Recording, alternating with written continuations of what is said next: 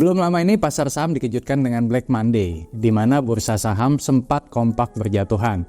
Seperti Nikkei Jepang yang jatuh 12,4%, indeks Kospi Korea turun 8,7%, STI Singapura juga jatuh 4%, dan lain sebagainya. Bahkan IHSG pun juga sempat jatuh 4% dalam waktu sehari. Pasca Black Monday, pasar saham US juga saat ini masih masuk ke dalam fase bearish-nya, di mana indeks Dow Jones sendiri sudah terkoreksi 5,3% dari harga tertingginya. Selain itu, indeks S&P 500 juga terkoreksi 7,5% dari harga tertingginya, dan indeks Nasdaq juga terkoreksi 12,2% dari harga tertingginya. Didorong oleh penurunan Magnificent Seven seperti Apple, Microsoft, Tesla, Amazon, Nvidia, Google, dan juga Meta. Nah, kenapa? Karena beberapa kinerja saham tersebut berada di bawah konsensus. Sebenarnya apa sih yang terjadi di balik terjadinya kepanikan pasar saat Black Monday dan jatuhnya US stock market saat ini? Saya akan bahas di video ini, so stay tune terus.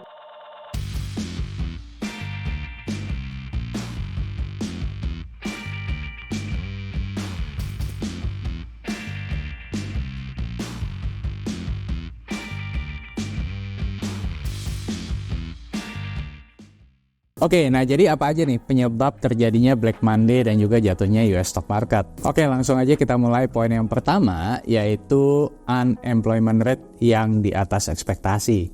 Yes, jadi salah satu faktor penyebab kepanikan pasar yang terjadi kemarin yaitu disebabkan karena rilisnya data kenaikan unemployment rate atau tingkat pengangguran di US. Di mana ekspektasi konsensus untuk unemployment rate di bulan Juli kemarin itu ada di kisaran 4,1%. Akan tetapi data aktual di bulan Juli adalah sebesar 4,3%. Nah, angka 4,3% ini adalah yang tertinggi dalam 3 tahun terakhir. Belum lagi ditambah dengan data pendukung lainnya seperti non-farm payroll yang hanya bertambah 114.000 lapangan pekerjaan di bawah perkiraan hampir semua ekonom. So, that's why kekhawatiran bahwa US akan masuk ke dalam resesi ini semakin meningkat karena data pasar tenaga kerja di US menunjukkan pelemahan yang cukup signifikan. Nah, mungkin di sini teman-teman ada yang bertanya, Rifan, bukannya kalau misalkan tingkat pengangguran US naik itu justru bagus ya? Ya, soalnya kan inflasi bisa turun dan The Fed bisa segera mulai memangkas suku bunga. Yes, memang betul. Ya, kalau tingkat pengangguran atau unemployment rate meningkat, ya ini akan mendorong perlambatan upah pekerja.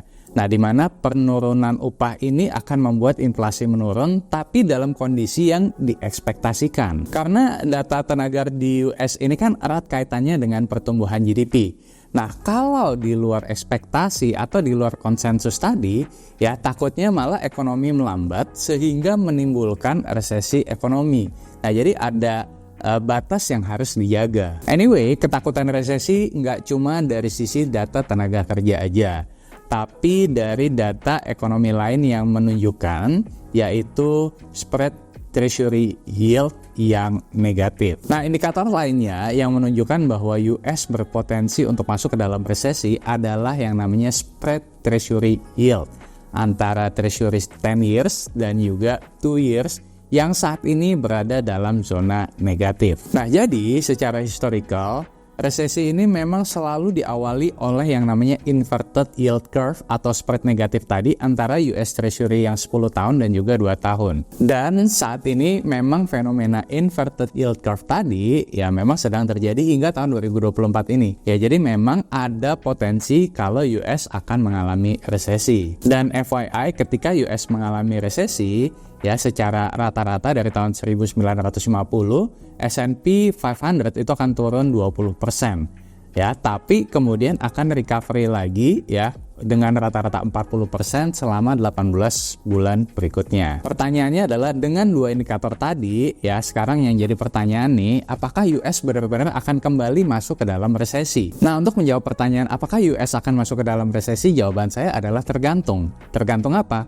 Tergantung dari kebijakan US sendiri. Kalau misalkan The Fed masih mengulur-ngulur waktu untuk menurunkan suku bunga, maka ya resesi di US bisa jadi tidak terhindarkan. Namun kalau The Fed bisa lebih cepat menurunkan suku bunga, di mana ekspektasinya adalah di FOMC September, maka resesi masih bisa terhindarkan. Dan sejumlah ekonom sendiri memperkirakan di bulan September The Fed akan cut rate. Nah, menariknya adalah kali ini bukan lagi 25 BPS, melainkan langsung 50 BPS untuk menstimulasi ekonomi agar tidak terjadi resesi. Bahkan sejumlah ekonom juga memperkirakan bahwa di bulan November dan juga Desember, The Fed juga akan kembali memangkas suku bunga. Ya, we'll see ya ke depannya. Saya sendiri menilai The Fed ini memang seringkali terlambat untuk merespon situasi. Nah, teman-teman masih ingat gak waktu tahun 2022 lalu ya, ketika inflasi US baru naik, The Fed bilang nih, inflation is transitory atau hanya sementara. Faktanya, inflasi tidak terbendung saat itu. Dan The Fed akhirnya kelimpungan sendiri dan baru memutuskan untuk menaikkan suku bunga saat inflasi sudah mulai tidak terkendali. Nah, sebaliknya saat ini menurut saya juga nih, The Fed itu udah terlambat merespon situasi. Di saat pasar tenaga kerja melemah di luar ekspektasi, baru The Fed mengambil tindakan. Ya padahal kalau misalkan The Fed lebih cepat untuk menurunkan suku bunga, ya mungkin Black Monday nggak akan terjadi kemarin ini. Tapi good newsnya adalah kita bisa mengambil kesempatan dari koreksi harga saham. Nah, pertanyaan berikutnya adalah dengan meningkatnya potensi US mengalami resesi atau meningkatnya kekhawatiran US akan mengalami resesi, apakah ini good news atau bad news untuk IHSG? Meskipun terdengar menyeramkan, akan tetapi dengan meningkatnya kekhawatiran bahwa US akan masuk ke dalam resesi, ini sebenarnya memberikan opportunity bagi IHSG.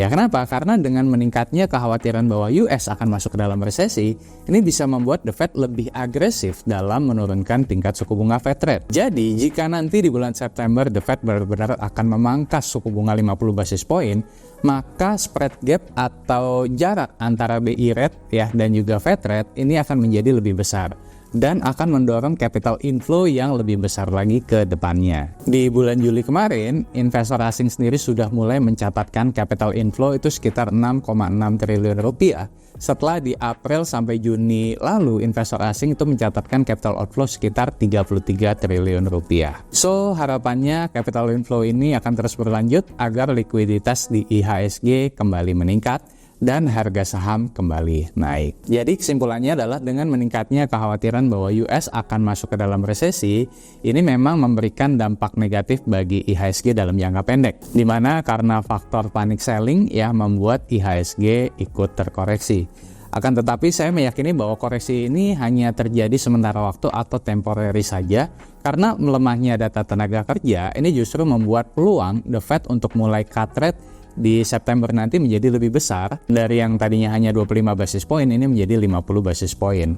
Ya, sehingga dalam jangka waktu yang lebih panjang ya diharapkan akan kembali terjadi capital inflow yang masuk ke emerging market seperti pasar saham kita. Nah, jadi hal ini justru bisa menjadi sebuah opportunity bagi IHSG di tengah meningkatnya kekhawatiran bahwa US akan masuk ke dalam resesi. Meskipun saya pribadi berharap bahwa ekonomi US hanya akan melemah saja atau melambat saja, tapi ya jangan sampai masuk ke dalam resesi. Oke, so itu tadi pandangan saya terkait dengan penyebab terjadinya Black Monday ya, kemudian turunnya pasar saham US ya, dan juga ekonomi US ya yang terjadi saat ini. Semoga video ini bisa membantu teman-teman untuk melihat kondisi pasar saham saat ini. Anyway, kalau menurut kalian sendiri, apakah US akan masuk ke dalam zona resesi? Coba share pendapat kalian di kolom komentar. Dan seperti biasa, kalau kalian suka dengan video ini, jangan lupa untuk klik like, subscribe, share, dan yang paling penting jangan lupa nyalakan notifikasinya supaya kalian nggak ketinggalan video saya yang lainnya. Akhir kata, salam dari saya Rizwan Kurniawan, Indonesia Value Investor. Sampai jumpa di video berikutnya. Bye-bye.